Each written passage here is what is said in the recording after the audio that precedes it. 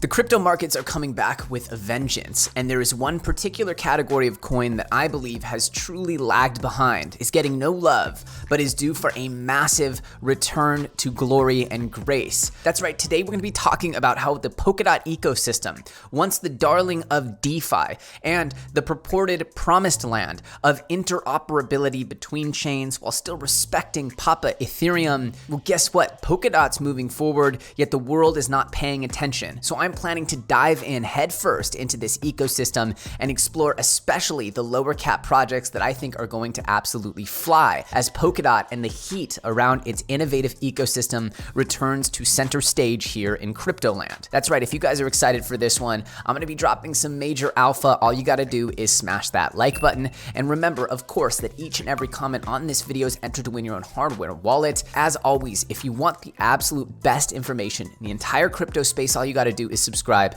and put that bell notification on, and you'll be made aware whenever I put out new videos. With that said, let's dive in.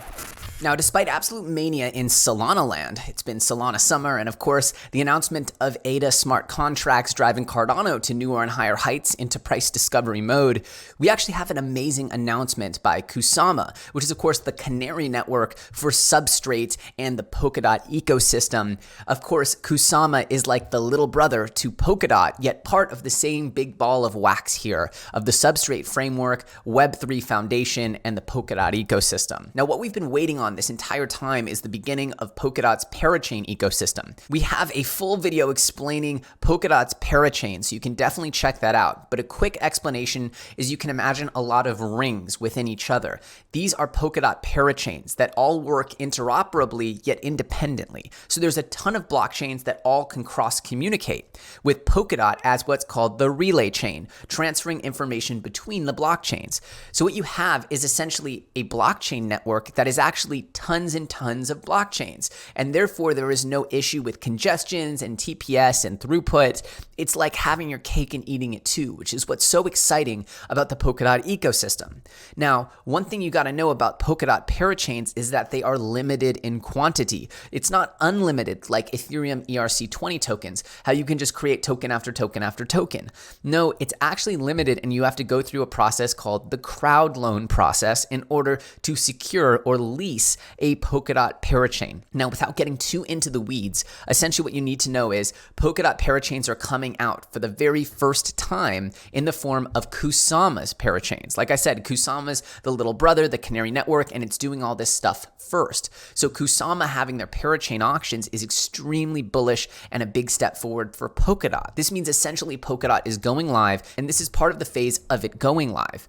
And up first will be the Kusama network. Now, this has kind of gone under the radar. And if we look at the Polkadot ecosystem, what we can see is compared to things like Solana and Cardano, well, we just really haven't seen this insane bounce back from Polkadot. Look, Cardano's already passed its all-time high and making new highs in price discovery territory. Solana's gone absolutely nuts. And look, Polkadot is just kind of, I guess, not stagnating, but its growth is certainly nothing crazy here. It's not grown nearly as much as the other thriving L1s, the ones that people are super FOMO'd over. So do I think Polkadot has a huge growth trajectory in front of it? I think Polkadot is wildly undervalued right now, and it wouldn't surprise me in the least to see Polkadot make a big run and have all of these projects within it really make some amazing runs. Now, one of the projects I believe is going to do really well is Fala Network. We've been covering this thing since it was about 6 or 7 cents here back in September. And Fala Network is really the first privacy coin on Polkadot. It's actually been acknowledged by Gavin Wood, and it kind of has itself set up to be the privacy transaction layer, which is becoming increasingly important in these times of government regulation and overreach. I believe privacy coins will get very popular. Now, the reality is that Fala is in pole position to be one of the big gainers that rides along with the Polkadot wave, which I do believe is coming. It's just a matter of time. Polkadot and Matic ecosystems have really lagged behind those of Solana and Cardano, and we're also seeing the same with BSC. Now, one of those that I think is an easy crazy steal right now as well is PDEX. Of course, you have to understand this is a super low market cap coin, 46 million. There's no reason why it will be the only DEX on Polkadot. There will be a lot of them. So there's a lot of competition here. However, with the DEX thing getting super hot in the wake of Binance crackdowns and centralized exchange crackdowns, I do believe that decentralized exchanges on emerging networks like QuickSwap, like PancakeSwap, SundaySwap, and of course, SushiSwap, and now PDEX here on Polkadot will be the targets of much pumpage in the near future, as that narrative is going to absolutely hit. And so, do I think PDEX is a hold it forever because this is going to change the world token? I don't know. It might be, but the reality is that I'm looking to trade this and flip this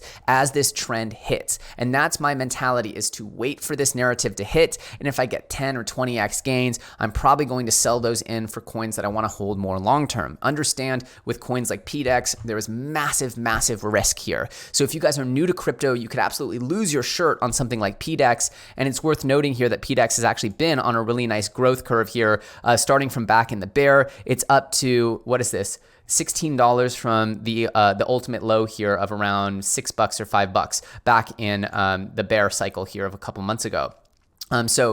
So in mid-July, it was down to about $5. It's about 3x, which is about what's been normal for these low-cap coins. However, the reality is that I see this thing absolutely mooning once this DEX narrative hits, and especially once the Polkadot narrative hits. It's going to get a double narrative, double whammy, and that's where I want to be. And of course, predicting these trends, once again, is the way that I've made all my money. You think to yourself, okay, Binance crackdown. What does that mean for DEXs? Okay, where are the DEXs that are going to get the most volume? Where are the hidden gems? Where is the volume going to trickle down to after people have made some pumps and gains off of the Uniswaps and the Sushi swaps? Well, it's going to come into the low cap DEXs on trending chains. And that puts PDEX into a really interesting position. But quite possibly, there's no project as bullish on Polkadot as Akala. And as Wilson here explains, Akala is not only a phenomenal set of building blocks, such as an AMM, stablecoins, and derivatives. These are sort of core elements of DeFi, having the access to trading, to liquidity, collateralizing things, as well as stablecoins, and then of course derivative products like futures and options. Those are super key elements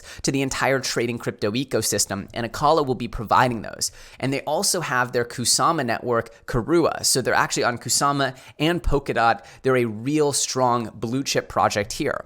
But they're also announcing that they're going to be the DeFi hub here by allowing for dApps to deploy to Akala using their EVM integration. So if you have an EVM product that's on Ethereum or on Matic or on BSC, you can easily copy paste it over to Akala, which is going to make it the receptacle for a lot of innovation. I believe Moonbeam is also doing this, but Akala, as I understand it, is the more developed of the two. And so it's going to be very interesting to see how this develops. Now, Akala is not out, it's not trading yet, so there's no Akala token for you to buy, but I am aggressively going to slurp this up as soon as it hits the market, as this is potentially one of the biggest innovation projects in the space, and it will certainly ride the Polkadot trend. If there's any coin besides Kusama and Polkadot, the DOT coin, that is going to ride this trend, it's going to be Akala, and I believe that. So that's where I want to be placing my bets as soon as they're available. Keep that on your radar and plan ahead. Figure how you can get your way into the Akala ecosystem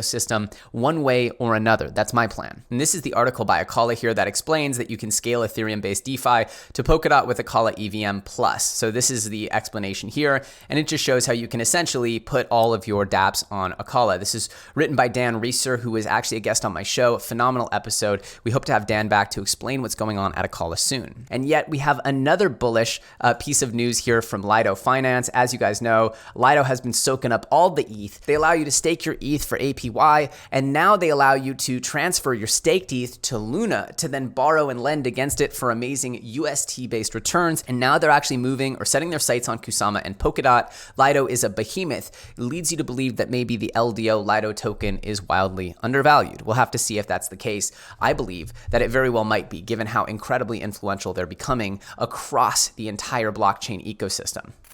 So as we stare down the barrel of another eruption of this industry, it's only right that we look at ecosystems that have not yet caught the massive pumps. Of course, we could stare at Lunas and write them love letters as the opportunities that passed us by, but that's not how we do things here in crypto land. We read the tea leaves, we look around the next corners, and we use our analytical process to try to figure out what is the next category of coins to pump and place our bets according to an educated hypothesis. Now, that's how we're doing this with Polkadot right now. That's my theory about DEXs. That's my theory about Link. And that's why I believe Link and the oracles are also part of this. You want to look at these hot, trending, incredible, breakthrough, revolutionary pieces of technology like you're seeing with the L1s, like you're seeing with the DEXs, like you're seeing with gaming and metaverse and NFT. And I do believe that DeFi is going to come back with a vengeance as it's looking like it wants to. So in my opinion, the Polkadot ecosystem has been lagging super hard, and that won't be the case forever. This was once the darling of the whole DeFi world back in August, and we had Polkadot mania, and I believe that that'll happen again,